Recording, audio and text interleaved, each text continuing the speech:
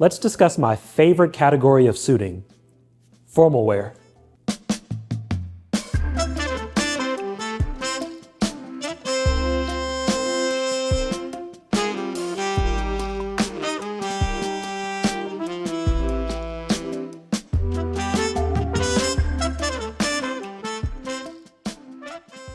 It's currently December 2024 at the time I'm filming this video, which would be at the tail end of what most of us consider to be gala season, black tie season, or formal season.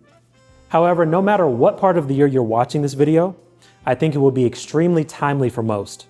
Formal occasions such as weddings oftentimes sneak up on us, which leaves many gentlemen scrambling and unprepared for when the time comes to throw on your favorite pair of tuxedo pumps, a nice crisp bow tie, and of course your favorite tuxedo or dinner jacket.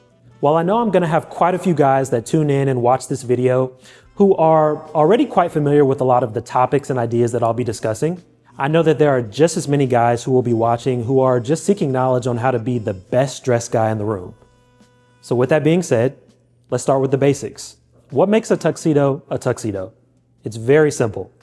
Tuxedos have what we call formal finishings, meaning that they will have a satin or grosgrain lapel as well as pockets, coupled with a satin or grosgrain stripe going down the leg of the trousers, which of course, when compared to a traditional suit, we do not see these same formal finishings. In addition to your traditional tuxedo, another great approach to any formal occasion would be to wear a dinner jacket, which is what I have on today.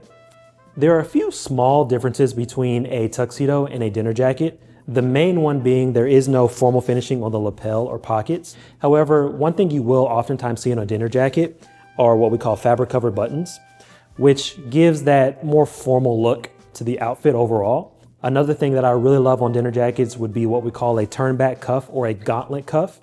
This is just something, again, to differentiate a traditional suit from a more formal jacket or ensemble. It's also a sign of an amazing make because only a well-trained tailor can properly perform a gauntlet cuff.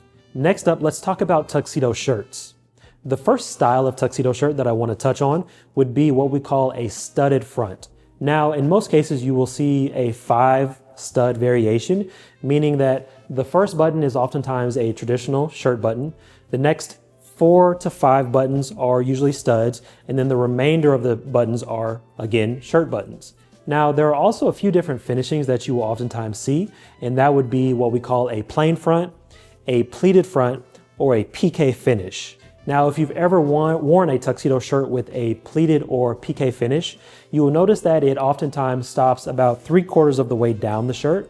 And this is done for functional purposes, meaning that if the entire shirt was that pleated or PK finish all the way down, it would simply be a bit too uncomfortable to wear, especially for long periods of time, because the pleated or PK front is oftentimes a much thicker material, which again would be just a little bit uncomfortable to wear for prolonged periods of time.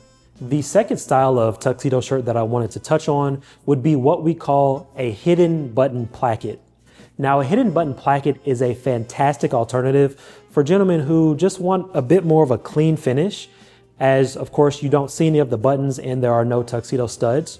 I teeter back and forth myself. Sometimes I prefer the tuxedo studs, sometimes I prefer a hidden button placket. Again, it just ultimately comes down to what type of look you want, as the hidden button placket does give more of a clean finish in most cases. Next, let's talk about accessories. Accessories are a great way to stand out in a crowd, as well as show why you're head and shoulders above the rest as far as being the best dressed guy in the room. Now, a few accessories that I would personally recommend. Number one would be what most refer to as suspenders, but in this case, I want to refer to as braces. Now, you might be wondering, what's the difference? Well, it is more of a regional difference. In America, we oftentimes refer to them as suspenders. However, the main difference is suspenders are held up by metal clips, one on the right side, one on the left side, and one on the back side of the trousers, as opposed to braces, which are held up by brace buttons, which is where you'll have 2 brace buttons on the right side of the trousers, 2 on the left side of the trousers, and 2 on the back side of the trousers, right along that back middle seam. There are a few reasons why I would never wear clip-on suspenders. Number one would be they're not quite as reliable as brace buttons. Number two, they show a bit more attention to detail as well as elegance and sophistication. And number three, it shows that you're a little bit more well-studied and well-versed on menswear and especially formal wear. The next accessory that I would highly recommend when it comes to formal wear would be a cummerbund. For a lot of gentlemen, cummerbunds are considered to be a bit old school, but for me personally, I love them. The reason I would recommend a cummerbund for most guys is number one, I think it just simply elevates your personal style. Number two, for a lot of guys who have a bit more of a midsection, it can actually do a great job of hiding or masking some of that midsection. And number three, cummerbunds oftentimes give the illusion of a higher waisted trouser, because in most cases you'll wear a black cummerbund with black trousers, again, just as I'm wearing today, which does a great job of, again, creating an illusion of a higher waisted trouser, makes your legs look longer, and just simply has more advantages than disadvantages. One question that I get very often when it comes to cummerbunds is how exactly they should be worn. I'll keep it very simple. Cummerbunds should always be worn with the pleats facing upward. Anything else is just simply considered improper etiquette, but also it shows a sign of intentionality as well as the simple fact that you took the occasion seriously. The last accessory that I would recommend is something that everyone has, but not everyone wears, and that would simply be socks. Guys, listen, and trust me, I get it. The cool thing is, no matter the time of year, your location, the event, is to not wear socks. But trust me, when it comes to formal events, specifically anything after 5 or 6 p.m., you always want to make sure that you have on socks.